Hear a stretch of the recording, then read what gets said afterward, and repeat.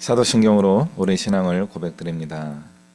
나는 전능하신 아버지 하나님 천지의 창조주를 믿습니다. 나는 그의 유일하신 아들 우리 주 예수 그리스도를 믿습니다. 그는 성령으로 잉태되어 동정녀 마리아에게서 나시고 본디오 빌라도에게 고난을 받아 십자가에 못 박혀 죽으시고 장사된 지 사흘 만에 죽은 자 가운데서 다시 살아나셨으며 하늘에 오르시어 전능하신 아버지 하나님 우편에 앉아 계시다가 거기로부터 살아있는 자와 죽은 자를 심판하러 오십니다. 나는 성령을 믿으며 거룩한 공교회와 성도의 교제와 죄를 용서받는 것과 몸의 부활과 영생을 믿습니다. 아멘. 찬송가 39장 찬양하겠습니다.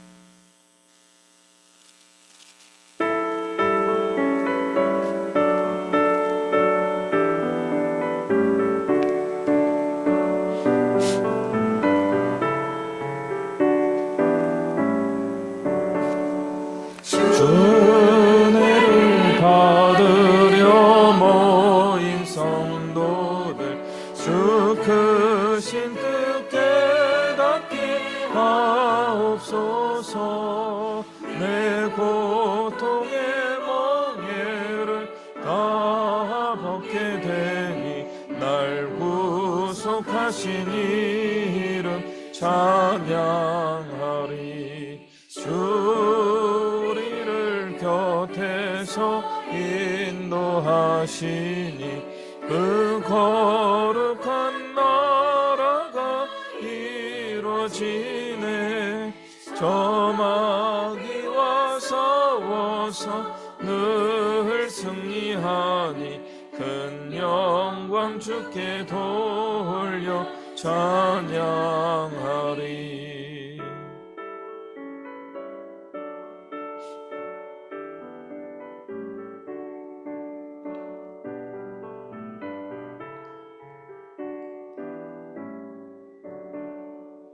주리의 방패와 장검 되시니 나 승리의 주님을 따릅니다.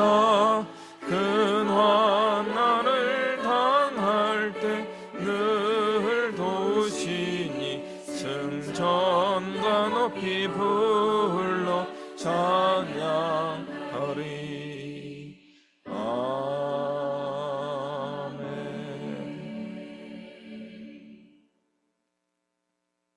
기도합니다. 사랑과 은혜가 충만하신 하나님 아버지 고맙습니다. 오늘도 거룩한 주일 아침에 우리가 주 앞에 깨어서 주의 은혜를 사모하며 또 주께 영광 돌리기 위하여 마음을 다하여 주님을 찬양하며 예배합니다. 우리가 드리는 이 예배를 주님 기쁘게 받아 주시옵소서. 예배하는 이 시간에 주님 임재하여 주시고 운행하시며 우리 심령 깊은 곳까지 주님의 거룩한 손으로 어루만져 주시고 위로하여 주시고 하늘의 큰 힘과 능력을 더하여 주시옵소서. 주님, 우리 사회가 지난 12월 이후로 굉장히 혼란한 가운데 지내고 있습니다. 이제 모든 사회적 문제가 어떠한 결론을 향해 가는데, 그러나 그 모든 진행되는 일들을 바라보면서 또 한번 염려하게 됩니다. 양쪽으로 나뉘어져서 서로 반목하며 서로 지적하게 될 때, 한쪽이 이기고 한쪽이 지는 것처럼 될 때 이긴 자들의 교만함과 진 자들의 그 낙심함이 또 한번 우리를 힘들게 할지 모르겠다는 그런 생각을 해보게 됩니다. 막힌 담을 허시고 화해하게 하시는 평화의 하나님께서 갈라진 우리나라의 사람들의 마음을 하나로 주님 회복하여 주시옵소서. 그래서 다시 한번 이 나라가 거룩한 목표를 사모하며 그 목표를 이루어가는 가운데 주님께 베풀어 주시는 큰 은혜와 축복을 누리고 경험할 수 있도록 주님 도와주시옵소서. 그런 그 축복의 때에 저희들도 빠지지 않기를 원합니다. 오직 우리가 오늘 숨쉬며 살아가는 이 하루하루 순간순간에 하나님이 기뻐하시는 것이 과연 무엇일까? 어떻게 하면 하나님의 뜻을 따라 살아갈 수 있을 것인가?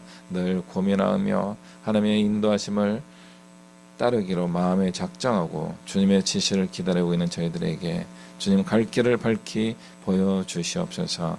그래서 주님을 따르는 은혜와 복이 우리의 삶에 풍성하게 넘쳐날 수 있게 하여 주시옵소서.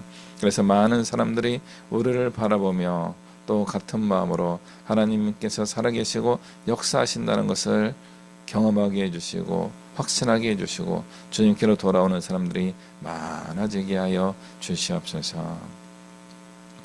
주님, 우리가 이 자리에 나와서 예배하고 있지만 또 우리 마음에 여러 가지 생각과 고민거리와 또 목표들로 인하여서 우리 안에 또 간절함이 있습니다. 주님, 우리를 위로해 주시고 주님께서 우리에게 주신 그 꿈들이 주님이 이루어 주시는 것들을 경험할 수 있게 하여 주시옵소서.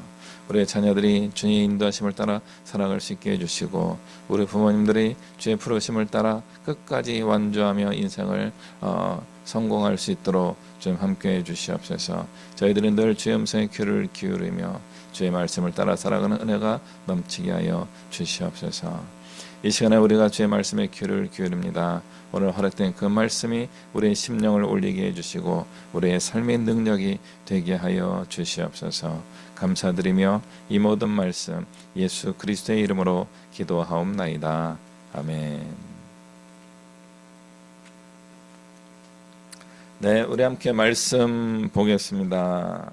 마태복음 8장 18절부터 22절까지의 말씀을 보겠습니다. 마태복음 8장 18절부터 22절까지의 말씀입니다.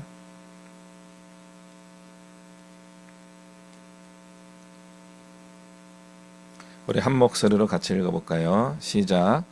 예수께서 무리가 자기를 에워싸는 것을 보시고 건너편으로 가기를 명하시니라.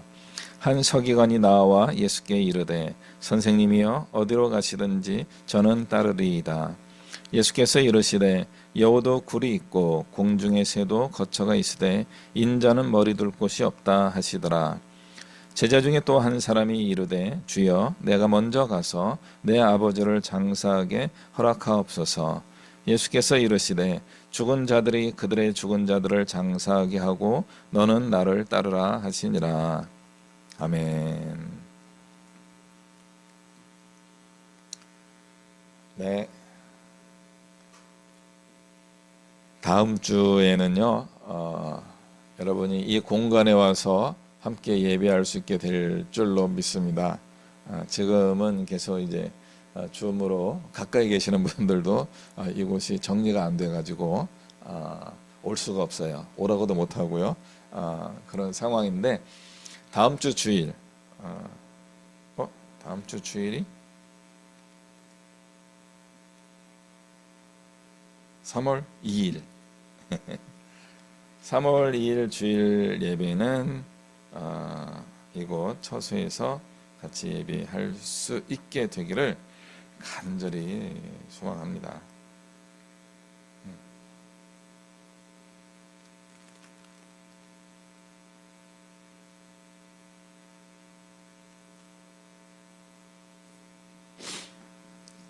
될 거예요. 그래서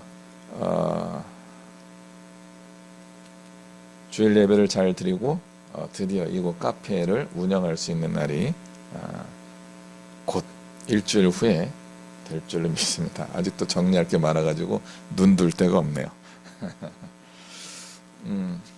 오늘 말씀 제목은 주님을 따르리 하는 거예요. 주님을 따르리. I follow him. 네, 주님을 따르겠습니다. 이런 믿음의 고백을 여러분이 하면은 하나님이 기뻐하실까요? 별로라고 생각하시겠습니까? 별로는 아니겠지만 오늘 서기관이라고 하는 어떤 역할을 맡은 그 사람이 예수님께 선생님이여 어디로 가시든지 저는 따르겠습니다.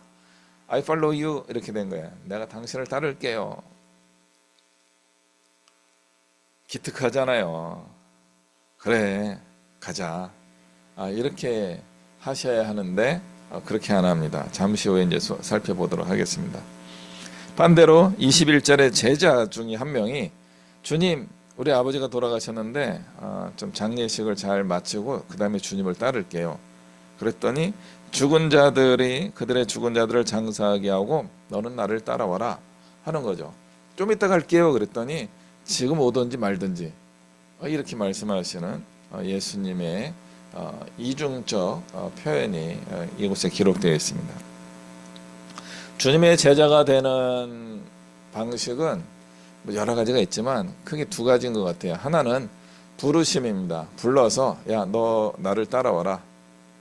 베드로 같은 사람들, 이런 분들을 이제 또 마태, 이런 사람들 향하여 follow me 이렇게 하면서 나를 따라와라 하면서 이제 부르십니다. 콜링이라 그러죠. 소명이라고 하는데 콜링이에요. 콜링, 부르다. 콜링, 야, 같이 가자. 따라와. 이렇게 이제 부르는 거죠. 밑도 끝도 없이 부르시는 겁니다.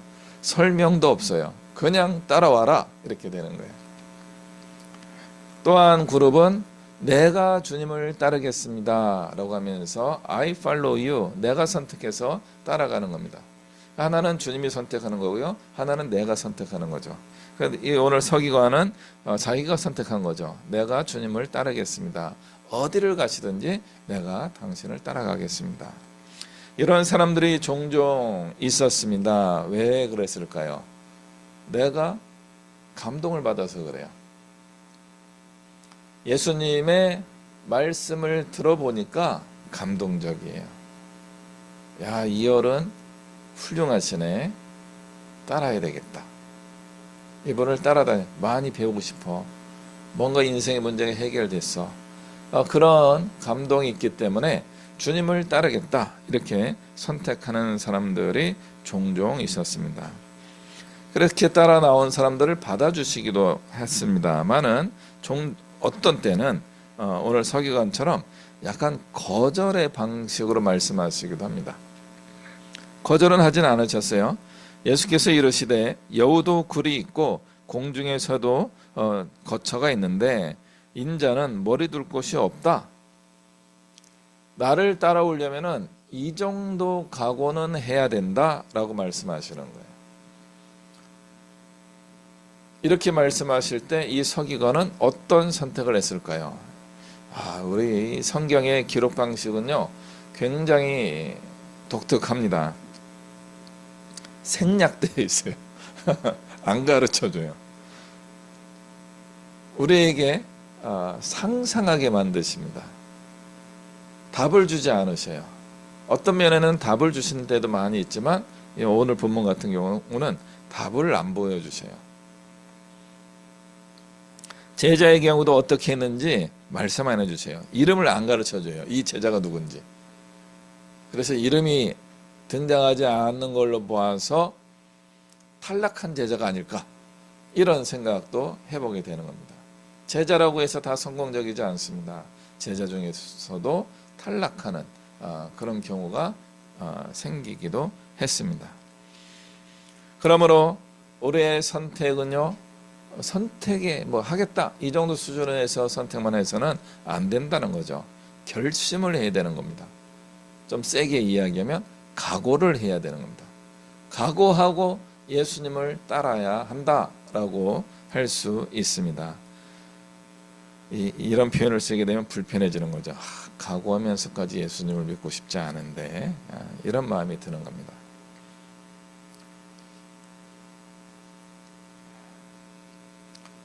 제가 어릴 때는, 젊었을 때는 각오하면서 예수님을 믿으려고 했는데 이제 나이가 좀 들면서 각오하기가 불편해졌어요.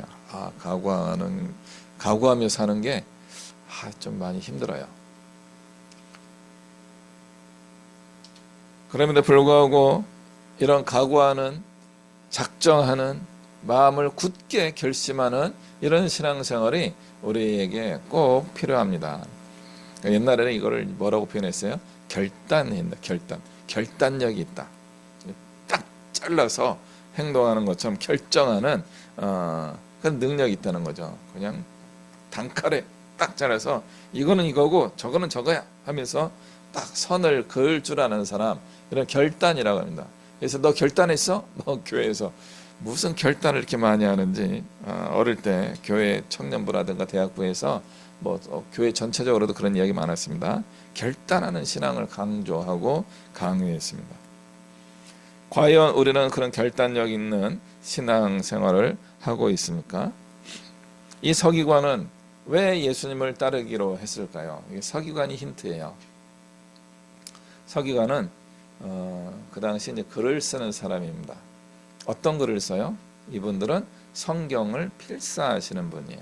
성경을 기록하는 분들을 서기관이라 불렀습니다. 라이터죠, 라이터. 기록하는 사람. 기록을 하면 한 번 하겠어요? 여러 번 하겠어요? 여러 번 하죠. 이분들은 거의 직업적인 거니까. 이것이 그 시대에 굉장히 중요한 역할이에요. 글을 읽고 쓸 줄 아는 사람, 정확하게 옮겨 적을 수 있는 사람들은 굉장히 소중한 분들이었습니다. 그러다 보면 어떤 일이 생깁니까? 지난번에도 말씀드렸지만 우리 한국교회에서 최근에 코로나 이후에 통독 열풍이 불고 있어요. 정말 코로나 때문에 돌아다닐 수가 없으니까 집에 주로 계시면서 드라마 보는 것도 지겨운 거죠. TV 보고 뉴스도 맨날 코로나 얘기만 하고. 그러니까 우리 교회 다니시는 성도님들이 놀라운 일을 하기 시작한 거죠. 성경을 읽기 시작하는 겁니다. 덮어놓고 믿었던 것을 이제 펼쳐놓고 믿기 시작하는 겁니다. 성경을 통독하는 문화가 그 시기에 많이 생겼습니다. 한번 읽으면은 이해가 되십니까? 이게 잘 이해가 되는 분도 계시고요. 읽었는데도 잘 모르는 분들이 계세요. 그럼 2번 읽으면 됩니다. 3번 읽으면 어떻게 됩니까? 꽤 많이 알게 됩니다. 4번, 5번, 10번, 20번 읽게 되면요, 성경 말씀에 깊이 들어갈 수 있게 됩니다. 서기관이 저절로 이루어진, 그냥 성경을 베껴서 두루마리에 옮겨 적는 일만 하다가 하나님의 말씀을 깊이 깨닫는 경험을 하게 되는 분들입니다. 그래서 이분들은 서기관이고 그 당시에는 이제 약간 성직자는 아니지만 성직자 수준에 있는 그런 분들로 볼 수 있었습니다. 그러나 현대로 보면 누구예요? 우리 일반 성도들까지 다 포함하는 겁니다. 예수님 믿는 사람으로서 성경을 읽을 줄 아는 사람, 그리고 성경을 2번, 3번, 10번, 20번 읽어갈 수 있는 사람들은요, 서기관이에요. 서기관은 다른 뜻으로 말하면 뭐예요? 읽고 쓸 줄 아는 분들이다, 이런 뜻입니다. 여러분은 다 읽고 쓸 줄 아시잖아요. 그러면 서기관입니다. 문제는 성경을 안 읽어서 문제지만 성경을 읽으시면요, 성경의 서기관이 되시는 겁니다. 그러다 보면 깨닫게 돼요. 깨달음이 오게 됩니다. 하나님의 깊은 은혜를 경험하게 됩니다. 그럼 어떤 일이 생겨요? 간절한 마음이 더 생깁니다. 더 알고 싶어집니다. 하나님의 말씀을 더 깊이 알고 싶은 마음이 드는 거예요. 그때 마침 예수님이 오신 겁니다. 예수님이 오셔가지고 천국의 이야기를 하고 이 땅에서 어떻게 신앙을 가지고 살아갈지를 가르쳐 주시고 어떻게 하면 신앙의 모범이 될 수 있는지를 보여주시는 거예요. 이 서기관이 놀라운 거죠. 감동이 오는 거예요. 이야, 내가 수십 번 옮겨 적으면서 깨달았던 성경 말씀, 그래도 아리송하고 잘 몰랐던 부분을 이렇게 명쾌하게 설명해 주시다니, 야, 저 어른을 따라다녀야 되겠다. 나의 서기관의 역할을 발전시킬 수 있는 비결은 저 어른이다. 예수님을 따라가야 되겠다.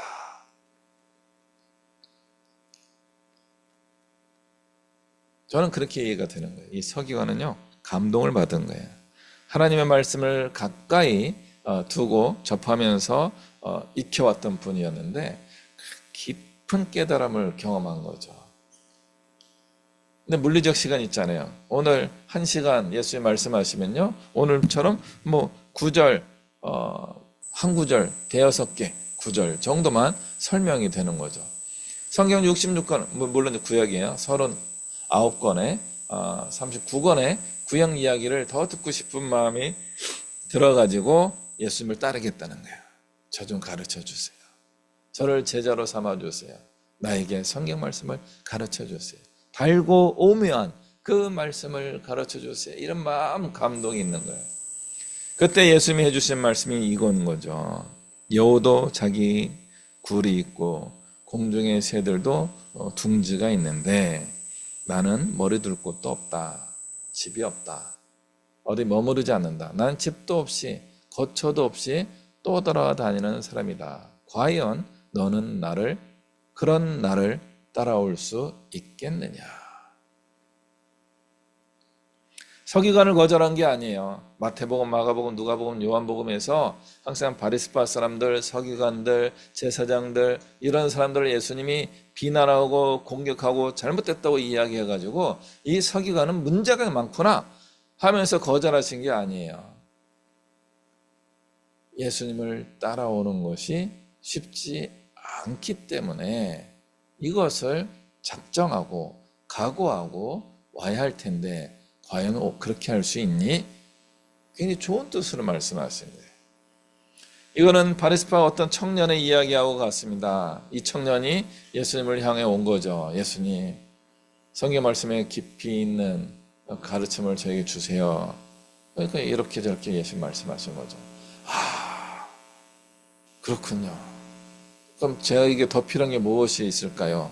제가 율법은 다 지켰는데 예수님이 그 청년을 정말 사랑스러운 눈길로 바라보시면서 이렇게 말씀하십니다. 너에게 한 가지 부족한 게 있는데 너의 재산을 다 팔아서 가난한 사람들에게 나눠주고 너는 나를 따라오너라. 두 가지가 맞는 거예요. 내가 자원하여서 주님을 선택한 거고요. 주님도 나를 따라와라 부르심을 콜링을 해주신 거죠. 그런데 이 청년이 어떻게 합니까? 재산이 많기 때문에 고민하면서 돌아가더라. 이렇게 되어 있어요.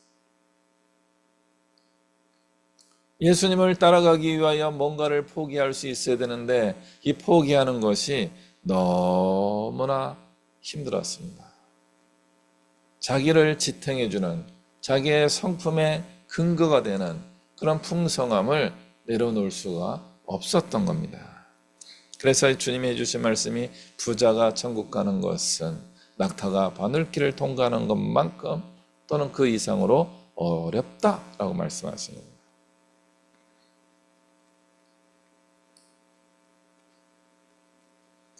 오늘 서기관에게 있었던 일을 현대 교회에서는 목회자에게 주는 말씀으로 다룰 때가 많이 있습니다. 그러나 성경 말씀을 열심히 제가 읽어본 바에 의하면요, 복음서에서 예수님이 해주신 이런 말씀들은요, 목회자에게 주시는 메시지가 아니었어요. 예수님 믿는 모든 사람이 주시는 메시지입니다. 또는 예수님을 믿으려고 하는 모든 사람에게 주는 메시지입니다. 서기관처럼 이런 선택을 할 기회가 올 건데 그때 할 수 있겠느냐? 할 수 있으면 좋겠다라고 하는 가르침입니다. 목사님들에 대한 평가가 바로 이것이죠. 빈손으로 주님을 따른다. 목사님들의 고백에는 이게 다 들어있어요. 정말 아무것도 없었는데 주여 하고 부르짖다가 이제 성도가 한 명씩 한 명씩 늘면서 교회가 부흥하게 되었습니다. 이런 전설적인 신앙 고백들이 있습니다. 저는 그것을 전설적인 이야기를 반만 믿습니다. 왜냐하면요, 그분들은 그렇게 기도하면서 살아남은 분들이기 때문에. 틀린 건 아니지만 반대로 그렇게 부르짖고도 사라진 분들도 꽤 있을 거라는 거죠. 왜요? 그분들은 포기했기 때문에 자기 열심히 기도하고 없는 중에 기도하다가 교회를 접었어요 이렇게 하는 분들이 몇 분이나 되겠어요. 창피해서 말도 못하는 거죠. 그래서 우리는 교회에서 이런 간증들이 성공한 분들의 이야기로만 채워져 있기 때문에 실패한 사람들이 견딜 수 없는 곳이 되어버립니다. 그래서 어떻게 하지? 그 실패감 속에서 기도하고서 하나님께서 위로하고 회복하시는 성공으로 가야 되는 거죠. 그러니까 실패한 분들은 진짜 실패한 건가? 어떻게 얘기할지 모르겠습니다. 그래서 목사님들에게 이런 무거운 짐 지고 가는 신앙생활을 하는 것을 다 목회자에게만 메우고 우리 성도님들은 뒤를 따르면서 목사님 잘하시네. 좋았어. 이렇게 하는 신앙생활을 하는 경우가 종종 있는 것 같습니다. 그래서 그것도 괜찮아요. 고난은 제가 받고 복은 여러분이 받으시면 좋겠습니다. 그런데 우리 모두 함께 고난을 당하고 함께 복을 받았으면 더 좋겠습니다. 저는 이것이 평생 고민되는 주제입니다. 저를 알고 계시는 분들은, 저의 상황을 아시는 분들은 이 문제를 보게 될 겁니다. 그래서 여우도 굴이 있고 공중의 새도 거처가 있을 때 인자는 머리둘 곳이 없을 정도로 예수님을 따라가고, 그런 예수님을 따라가고 있다면은 그런 목회자를 여러분 좋아하시겠습니까? 아니면은 그것을 다 극복하고 성공하여서 복받은 목사님을 따르시겠습니까? 무거운가 봐요. 자꾸 내려가.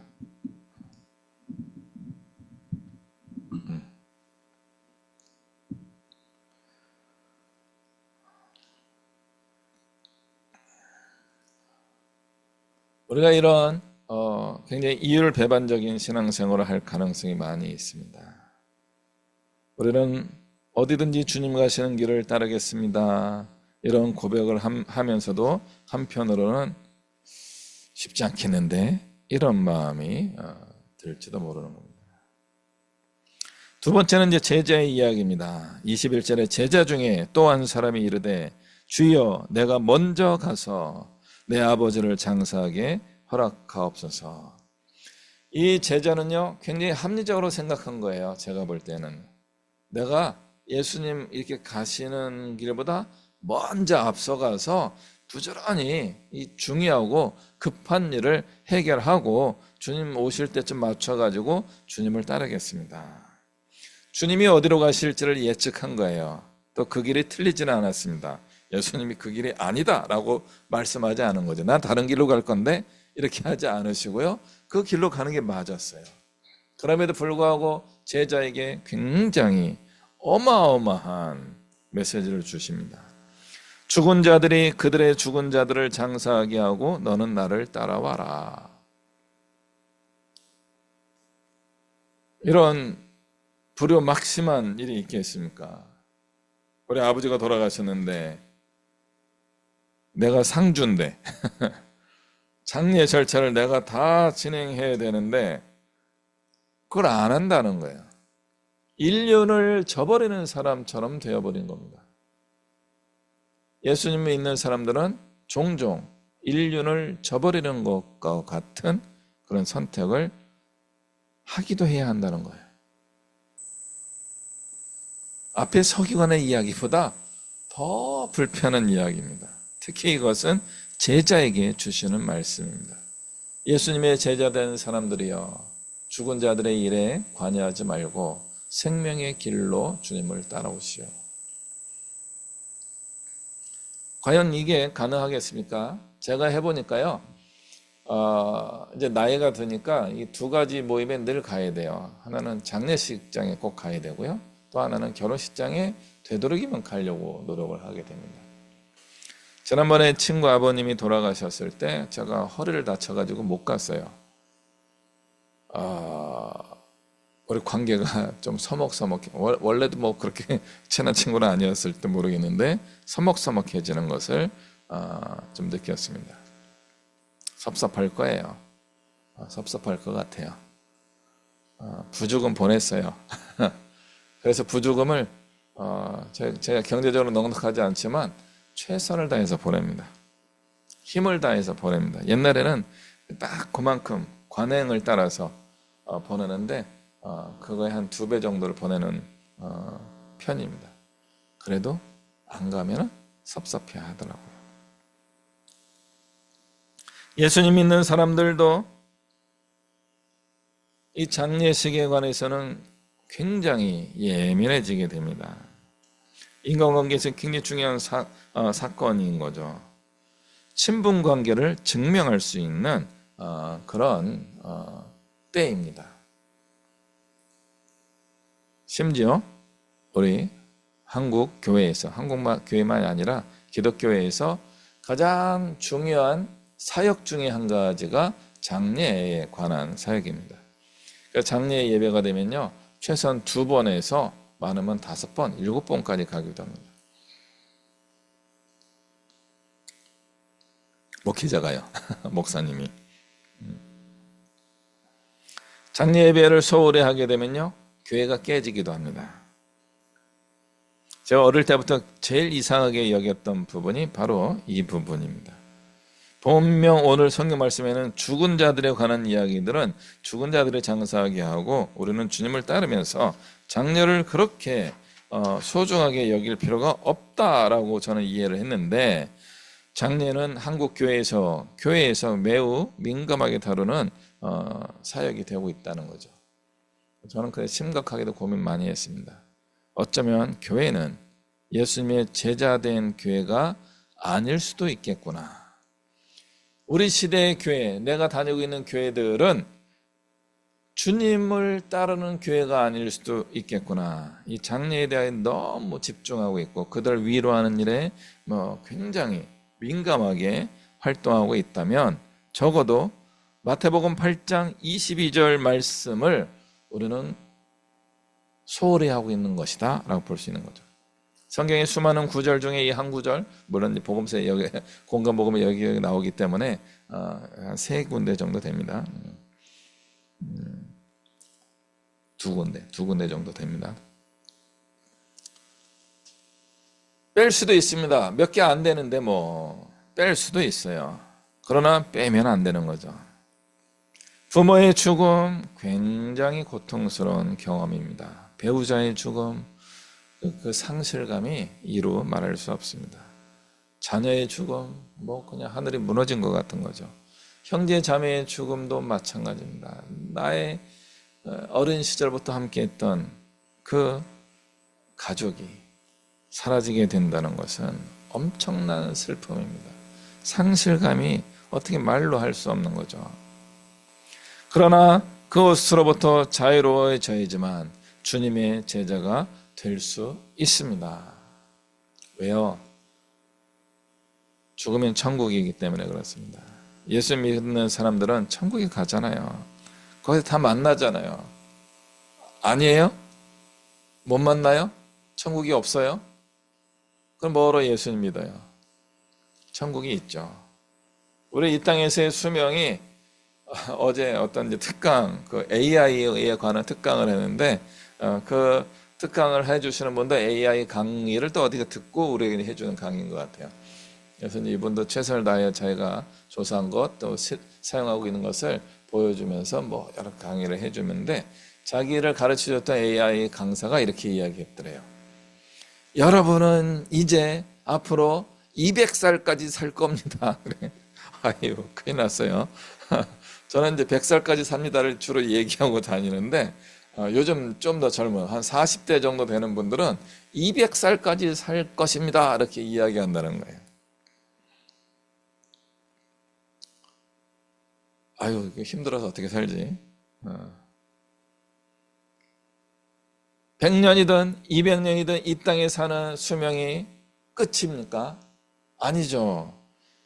천국에서의 영원한 이터널 라이프가 있는 거죠. 영원한 삶, 영생이 우리를 기다리고 있는 거죠. 그런데도 왜 우리는 정말 이것이 끝인 것처럼 죽은 자를 위하여 애도하게 되는 겁니까? 저희 이제 연세대학교에서 재상봉 하면서 만난 친구들이 한 300명 정도 돼요. 그러니까 이제 저희들이 나이가 많으니까 장례가 한 달에 한 번씩은 꼭 있어요. 거의 한 달에 2번, 일주일에 한 번씩 올 때도 있고요. 그 주간에 2-3건의 장례가 나오기도 하고, 심지어 본인 상도 나오게 됩니다. 얼굴도 모르는 동기가 죽었어요. 그래서 장례가 나오면 고인의 명복을 빕니다. 그래서 명복은 좋은 데 가기를 원한다, 그런 뜻인가 봐요. 그런데 이제 기독교적으로는 그 명복을 빈다는 것이 맞지는 않거든요. 그래서 참 그거 올 때마다 써야 되나 말아야 되나. 제가 이제 전체 회장을 한번 했었기 때문에 내가 안 쓰면 또 사람들이 섭섭해하고 삐져요. 그래서 꼭 써야 돼요. 삼가 하늘의 위로하심이 동기와 또 가족들에게 임하길 바랍니다. 그 정도로 위로의 메시지를 이제 주는 거를 되도록이면 꼬박꼬박 하려고 노력하고 있습니다. 그러면서 저는 굉장히 불편한 거죠. 아직도 저는 이 죽은 자들을 향하여 남은 자들에게 애도해주는 이게 잘 안 돼요. 그래서 지금은 그냥 경력으로 해요. 외워서 1 더하기 1은 2 하는 식으로 이렇게 무조건 해요. 그럼에도 불구하고 저는 고민을 많이 하고 있습니다. 죽음이 그렇게 중요한가? 저는 그것으로부터 자유로워져야지만 주의 제자가 될 수 있습니다 라고 하는 메시지를 굉장히 소중하게 여깁니다. 그러나 만약 그런 메시지가 있는 교회는 부흥하지 못할지도 모릅니다. 저예요. 부흥을 목표로 하고 있는데 부흥이 안 돼요. 근데 과연 우리는 이런 죽음과 장례로부터 자유로운가 하는 고민을 저는 늘 합니다. 오늘 여러분과 함께 이 고민을 해보는 겁니다. 과연 여러분은 죽은 자들이 죽은 자를 장사하게 맡기고 나의 책임을 사회적으로 전통적으로 내가 해야만 되는 그 일을 안 하고 주님을 따를 수 있겠는가? 하고 따르면 다 돼요. 근데 이 제자가 하고 주님을 따르려고 한 거예요. 내가 먼저 가서요, 아버지 장례식을 잘 마치고 그 다음에 주님을 따를게요. 허락해 주세요. 이렇게 한 거죠. 그러니까 주님은 내용상으로 거절인 거죠. 서기관을 향하여 주신 메시지도 거절해요. 나를 따라오려고? 안 될 건데 오지 마. 이렇게 된 거죠. 조금 이따 주님을 따를게요. 나를 따라오려면은 지금 따라와야 돼. 이게 이렇게 이유를 배워버린 거예요. 서기관은 오지 말라고 하고, 제자 보고는 그 일을 포기하고 나를 따라오라고 하고, 이런 복잡한 문제들이 우리 신앙생활에 계속 경험됩니다. 어떻게 하시겠습니까? 어떻게든 해야 됩니다. 주님이 원하시는, 나에게 기대하시는 정답을 찾아내야 되는 거죠. 여러분이 정답을 찾아내셔야 되는 겁니다. 오늘 예수님이 하신 일은 또 특이합니다. 18절 말씀 볼게요. 예수께서 무리가 자기를 에워싸는 것을 보시고 건너편으로 가기를 명하시니라. 저기를 간 거예요. 건너편은 갈릴리 호수 저쪽 건너편이다, 그런 뜻입니다. 갈릴리 호수의 건너편으로 가는 거죠. 이게 돌아서 호수 해변길을 해안길을 걸어서 가는 길은 이렇게 현이죠. 반원을 따라서 걸어가야 되니까 좀 멀죠. 그래서 좀 가로질러 갈 수 있도록 해주는 방식은 이제 배를 타고 가시는 겁니다. 그러니까 예수님이 배를 타고 가시기로 마음을 정한 거예요. 의도는 뭐예요? 사람들이 따라오지 못하게 하는 겁니다. 호수 건너편으로 배가 빨리 가게 되면요, 사람들은 먼 거리를 돌아서 와야 되기 때문에 예수님이 그 사람들을 따돌리려고 하신 겁니다. 저는 또 이 말씀도 굉장히 궁금한 거예요. 왜 그러셨을까? 많은 군중이 따를 때 예수님은 그들을 피해서 도망가시는 것처럼 행동하십니다. 하늘의 복음을 전하시고 사람들에게 생명의 메시지를 주어서 그들이 구원받고 하나님의 뜻대로 살아갈 수 있도록 해주는 것을 목표로 예수님이 오신 거잖아요. 사람들이 많이 모였으면 계속 그 얘기를 하시면서 잘 가르쳐서 말씀을 따라 살아갈 수 있게 해주셔야 되는 거잖아요. 그런데 도망가셔요.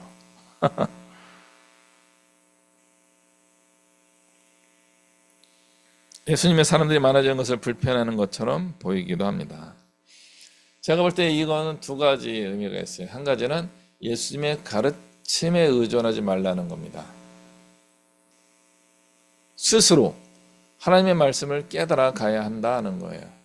그럼 사두개인은요? 사두개인이 아니고 서기관은요? 스스로 깨닫는데 어려움이 있었기 때문에 예수님을 따르겠다는 거예요.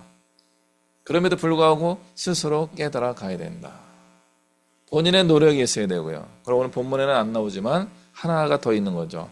예수 그리스도가 아니라 또 다른 보혜사 성령님과 함께 해야 된다는 거죠. 그리고 우리가 옹기종기 모여가지고 이러쿵저러쿵 이야기하는 것들이 하나님의 뜻을 발견하는 시간이 된다는 거죠. 예수님 없이도, 예수님 안 계시는 그 상황에서도, 심지어 목사님이 없는 일반 성도들끼리 모여있는 그 자리에도 하나님의 말씀을 깨달을 수 있고 하나님의 뜻을 발견할 수 있는 기회가 생긴다는 거죠. 근데 사람들은 그게 자신이 없는 거예요. 내가 스스로 터득하는 것에 대한 자신이 없는 거죠. 하나님이 나에게 직접 말씀하시는 것이 불편한 거죠. 대리인이 필요한 거예요. 예수님 말씀해 주시면 좋겠다. 이건 모세에게도 동일하게 나온 겁니다. 모세와 이스라엘 백성들이 하나님의 산에 올라가서 하나님의 음성을 듣게 되니까 너무나 두려운 거예요. 무서운 거예요. 하나님의 음성이 막 몸이 울렁울렁 떨릴 정도로 진동이 오고 감동이 오고 막 견딜 수가 없는 거죠. 그 장엄한, 그 엄청난, 그 위대하신 하나님을 직접 경험하는 게 너무 어려우니까 사람들이 이렇게 얘기해요. 하나님이 우리에게 직접 말씀하게 하지 마시고 모세 선생님이 우리에게 말씀해 주세요. 사람들은요, 하나님을 직접 만나는 것을 의외로 힘들어합니다. 여러분도 혹시 힘들어하는지 모르겠습니다. 그러나 하나님을 만나는 감동이 제일 크고 좋습니다. 그 감동이 있어야 돼요. 그 감동이 있어야 됩니다. 주님을 만나는 기쁨이 있어야 되는 겁니다.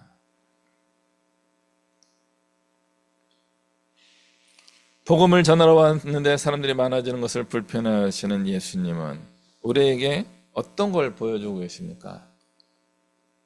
사람들이 많이 있는 곳에 마음을 두지 말라는 거죠. 이 말씀을 듣지 못하는 사람들을 향하여 또 나아가야 된다는 거죠. 다른 마을에 가서도 복음을 전해야 할 것이다. 이것이 예수님이 제자들에게 하신 말씀이에요. 새벽에 혼자 기도하러 가서 수많은 병자들이 모여서 고쳐주세요 할 때 아직 병자들이 남아있어요. 그래서 병자들이 예수님 어디 가셨어요? 우리 좀 고쳐주세요 할 때 제자들, 특히 베드로가 뛰어와서 주님, 사람들이 좀 고쳐달라고 찾는데요. 그때 예수님이 해주신 대답이 뭐냐면요, 가자예요. 가자. 다른 마을로 가자. 여기에 일이 있어요. 그것이 하나님의 일이기도 해요. 그런데 예수님의 선택은 뭐예요? 이 일을 여기선 끝내고 그만하고 다른 마을로 가자. 어떻게 일을 하다가 마무리 안 하고 갈 수가 있어요? 하던 걸 끝까지 해야죠. 온 사람들은 다 고쳐주셔야 되잖아요. 안 고쳐주시는 거예요. 왜요? 하나님이 계시면 그들은 치유받게 되어 있기 때문에 그런 거죠. 그들은 하나님을 만나는 데 관심 있는 것이 아니라 나의 병과 나의 인생의 문제를 해결해 줄 사람 예수가 필요했을 뿐인 거죠. 주님을 따르는 사람이 되지 못하는 사람들의 모습입니다. 마태복음 누가복음 9장에 보면은 62절에 이렇게 되어 있어요. 쟁기를 잡고 뒤를 돌아보는 자가 되지 말아라. 농사 짓는 거죠. 그러니까 소나 사람이 쟁기를 끌어요. 쟁기를 이렇게 끌고 갈 때 이게 뒤를 돌아보면 말을 하고 돌렸어야 되는데 쟁기를 잡고 있다가 뒤를 돌아보면 어떻게 됩니까? 그러니까 이렇게 해서 이렇게도 할 거예요. 이렇게도 하면 어떻게 돼요? 쟁기가 반듯하게 가야 되는데 삐뚤어져 가는 거죠. 우왕좌왕 갈지자로 쟁기질을 하게 되는 거죠. 효율도 떨어지고 밭에 그 굳은 땅을 골고루 부드럽게 갈아엎는 일을 못하게 되는 겁니다.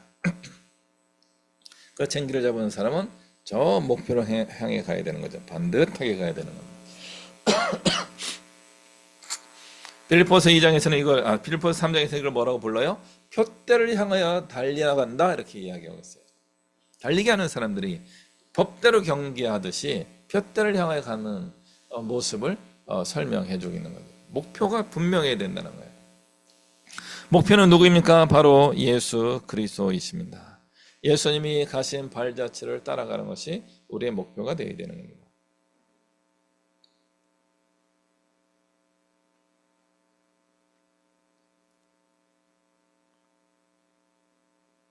제가 이제 달에 아폴로 우주선 이후에 많은 그 우주선들이 달에 도착하잖아요. 그 지구에서 달을 향할 때 달이 자전하면서 지구를 또 공전하잖아요. 그러니까 여기서 우주선을 딱 쏘게 되면은 얘를 따라가면 길이 길어지는 거죠. 그럼 어떻게 해야 돼요? 달이 여길 갈 걸 생각하고 이 방향으로 갈 때 달이 오는 곳과 만날 수 있는. 그러면 그 당시에 이제 기술이 많이 떨어졌기 때문에 연료를 최소한으로 사용하면서 달 있는 데까지 도착을 해야 되는 거죠. 그럼 수학적으로 계산해야 되는 겁니다. 그 지구를 돌아서 이렇게 딱 튀어나갈 때 달 있는 데까지 쫙 가서 만날 수 있는 그 거리를 계산해야 되는 겁니다. 이게 오차가 생기면요, 달하고 엇갈리게 되면요, 그 우주선이 영영 우주로 날아가 버리게 되는 거예요. 달의 중력을 타고서 달에 내려가야지만 달에 갔다가 다시 지구로 돌아올 수 있게 되는 건데, 이 계산하는 것이 정말 복잡하고 어려운 것이었다라고 하더라고요. 지금은 계산은 쉽게 되는데 또 기술이 또 달라졌기 때문에 또 마찬가지로 위험이 있다고 하는 거죠.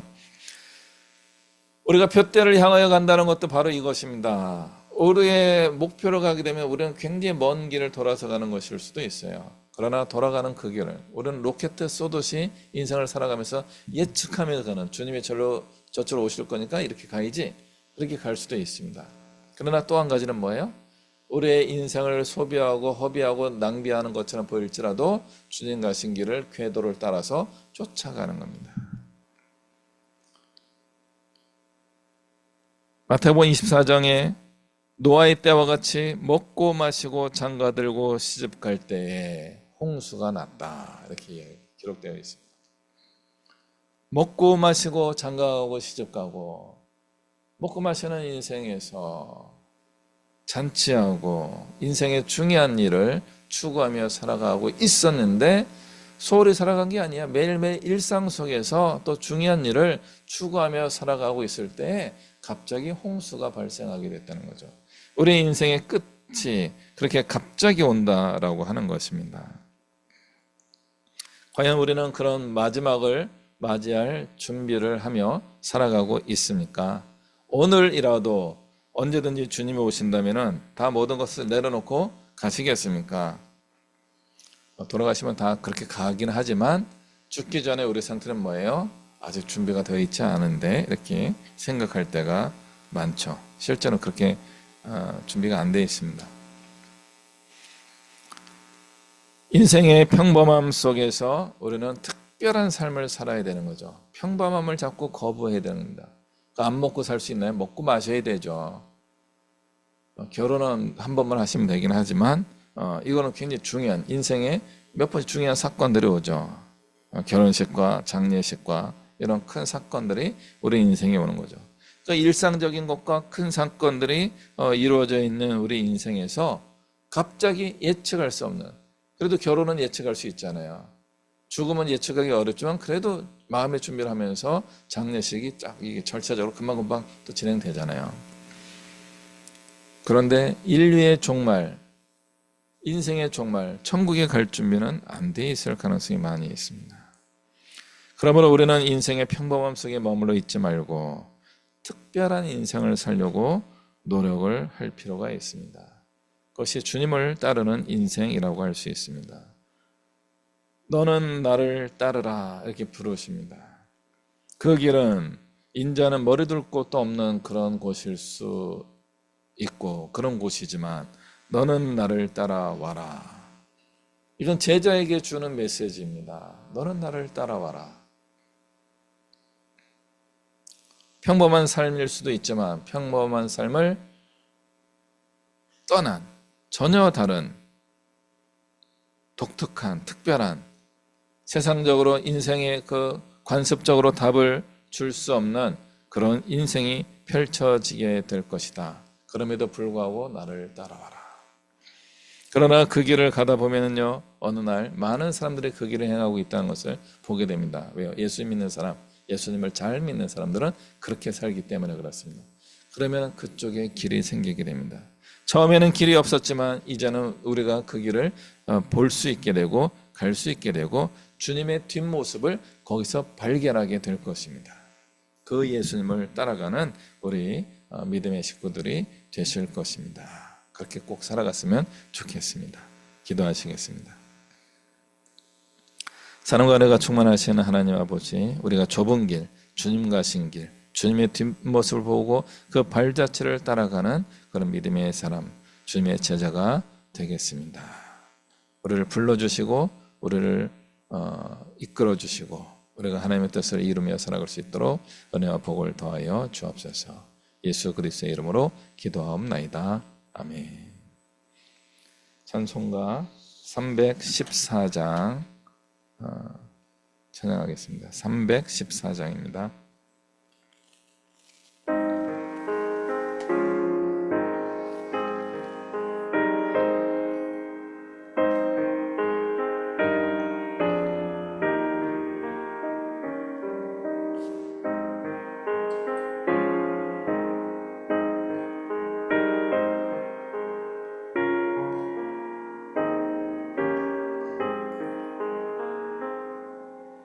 내 구주 예수를 더욱 사랑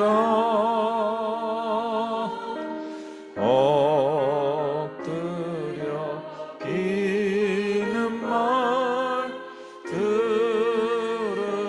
들으소서. 내 진정 내 구주 예수를 더욱 사랑 더욱 사랑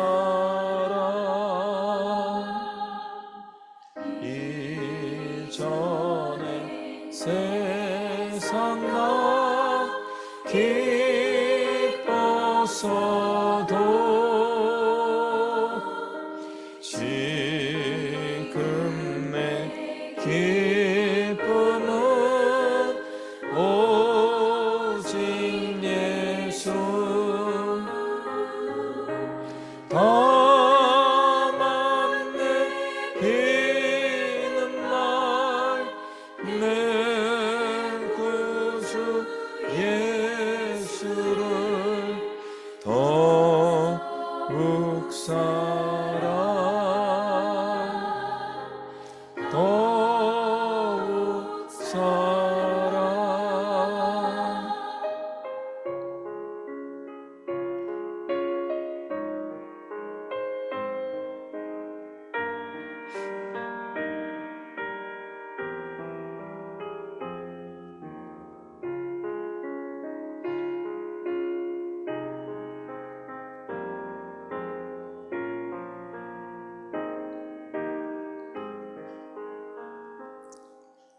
이 세상 떠날 때 찬양하고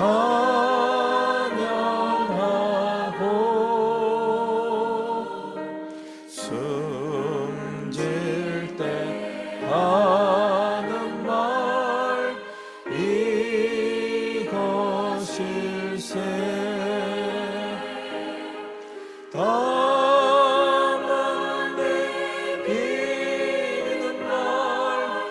내 구주 예수를 더욱 사랑 더욱 사랑.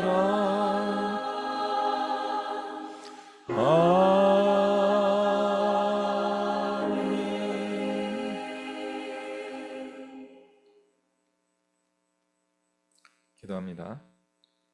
이 시간도 오늘 우리와 함께 하시는 우리 주 예수 그리스도의 은혜와 살아계신 하나님 아버지의 크고 영원하신 사랑과 성령 하나님의 교통하시고 보호하시며 인도하시는 그 축복이 주님의 부르심을 듣고 주님 부르실 때 아멘하며 주님을 따르며 표대를 향하여 믿음의 경주를 달려가며 특별한 인생을 살기로 소망하며 고백하며 다짐하며 나아가는 이곳에 머리 숙인 주의 백성들 머리 위에와 주의 긍휼하심이 필요한 이 나라와 이 민족 위에 세계 모든 열방 위에 이제부터 영원토록 함께 하시기를 간절히 축원하옵나이다.